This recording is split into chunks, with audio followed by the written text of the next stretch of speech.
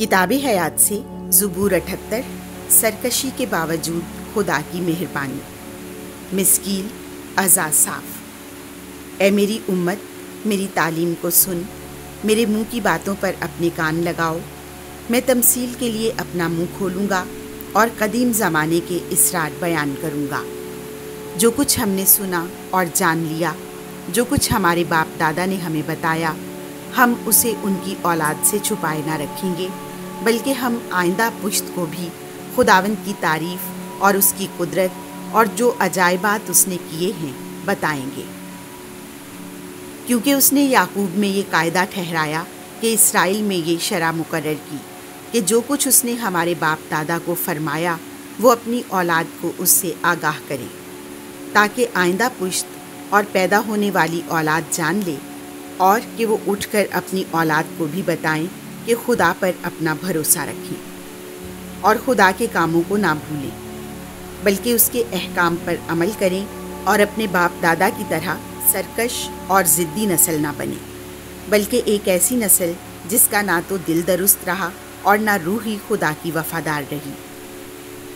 بنی افرائیم کمان سے مسلح جنگجو لڑائی کے دن پسپا ہو گئے۔ انہوں نے خدا کے عہد پر عمل نہ کیا اور اس کی شریعت پر چلنے سے منکر رہے، اور وہ اس کے کاموں کو اور اس کے ان عجائبات کو بھول گئے جو اس نے انہیں دکھائے تھے۔ اس نے ملک مصر میں میدان سون میں ان کے باپ دادا کے سامنے معجزے کیے، سمندر کو چیر کر انہیں پار لے گیا اور پانی کو تودا کی طرح کھڑا کر دیا۔ اس نے دن کو بادل سے ان کی رہبری کی اور رات بھر آگ کی روشنی سے۔ اس نے بیابان میں چٹانوں کو چیرا اور انہیں گویا سمندر سے خوب پانی پلایا۔ اس نے چٹان میں سے ندیاں جاری کیں اور دریاؤں کی طرح پانی بہایا، تو بھی وہ اس کے خلاف گناہ کرتے رہے اور بیابان میں حق تعالیٰ سے سرکش رہے، اور انہوں نے اپنے دل میں خدا کو آزمایا جب اپنی خواہش کے مطابق خوراک مانگی، بلکہ وہ خدا کے خلاف بکنے لگے اور کہا، کیا خدا بیابان میں دسترخوان بچھا سکتا ہے؟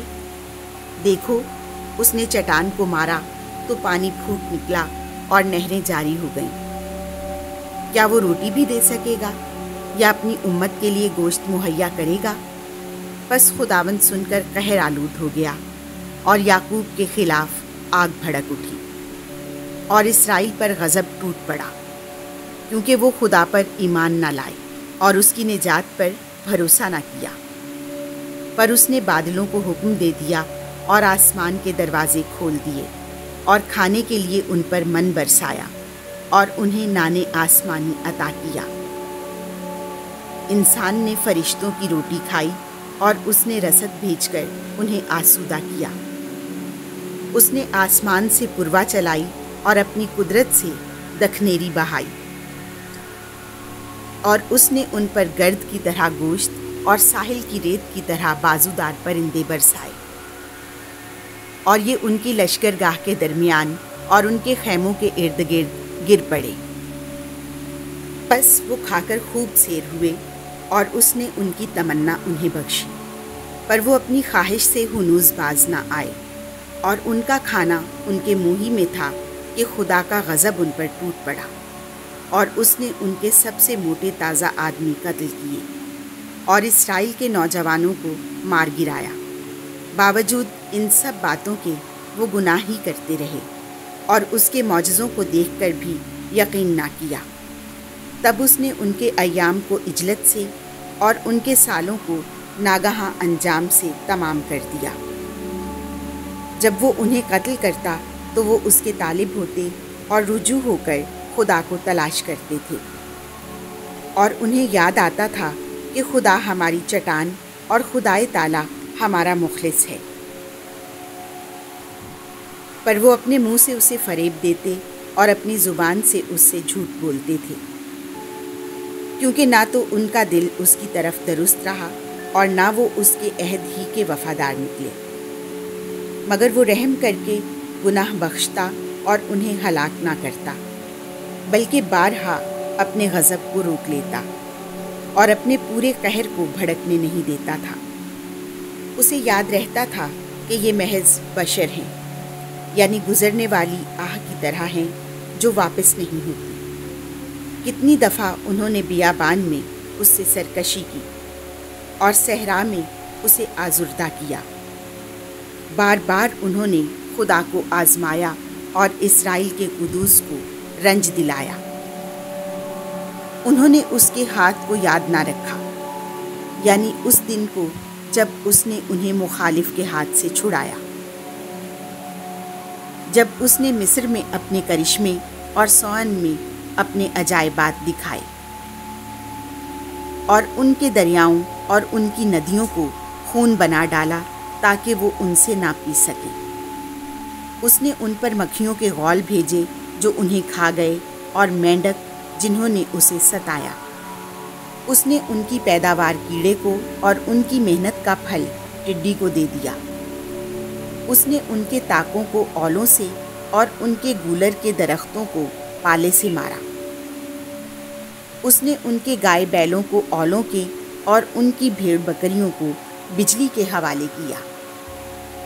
اس نے اپنا شدید غصہ، اپنا قہر اور غضب اور ایذا، یعنی فرشتگان ہلاکت کی فوج ان پر بھیجی۔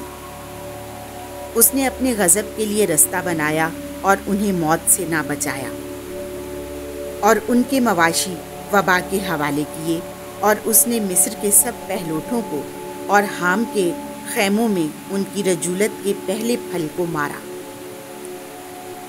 تب وہ اپنی امت کو بھیڑوں کی مانند لے چلا اور بیابان میں گلے کی طرح ان کی رہبری کی، اور وہ انہیں سلامت لے گیا اور وہ نہ ڈرے، اور اس نے سمندر ان کے دشمنوں پر الٹ دیا اور انہیں پاک سر زمین میں لایا، یعنی اس کوہستان میں جسے اس کے دستے راست نے حاصل کیا، اور اس نے قوموں کو ان کے سامنے سے نکالا اور پرہ ڈال کر ان کی میراث انہیں بانٹ دی، اور انہی کے خیموں میں اسرائیل کے قبائل کو بسایا۔